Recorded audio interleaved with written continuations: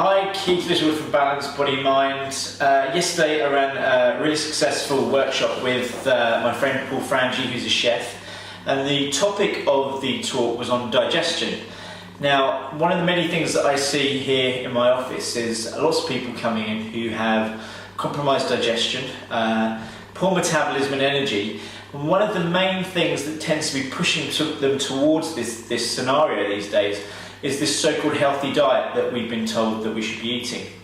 Much of it stems with a lot of raw green vegetables, lots of nuts, low in carbohydrate, particularly lots of really good ripe fruits. And what this tends to do is it pushes us to a state of low blood sugar, which creates stress, it creates anxiety, because we release a hormone called cortisol because we're constantly trying to mobilize fatty acids from stored tissue.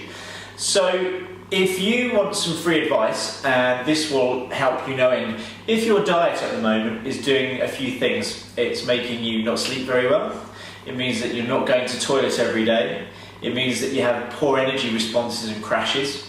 If you feel that you're exercising consistently but not losing any weight or staying at a plateau, then it's most likely that your nutrition plan isn't working for you. So here's a few key tips that you can do just to change your diet and improve your metabolism. Your digestion is one of the key things that should be working daily, and if it doesn't work, you feel crappy, excuse the pun. So here's just 3 or 4 key things that you can do to change your metabolism and digestion. First one, stop eating lots of raw green vegetables. This can slow your metabolism down by inhibiting the thyroid gland. Not in all cases, but coupled with, say, lots of nuts, and say lots of grains, even people who consume lots of gluten-free grains.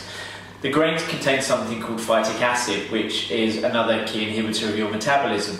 So get off the raw green veg, get off the nuts, including raw nuts, start to eat a bit more fruit and well-cooked vegetables. Get a good source of protein in. Protein in the forms of animal meats. If we just eat animal meats all the time, it tends to elevate something called tryptophan. And when we have this, it can cause inflammation within the gut. Tryptophan is the precursor to serotonin and can also cause gut problems as well when there are high amounts of it.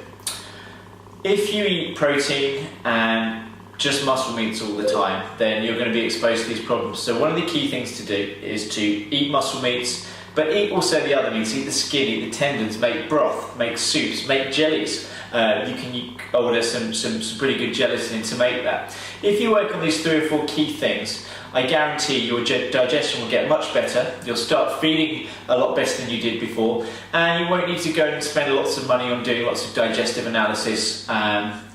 In most cases, some cases do require the need for some stool testing, but in most cases, if you sort your digestion and metabolism out, there's no need to go and do this. Try that, see if it works, and if it doesn't, go and see someone who knows what they're talking about.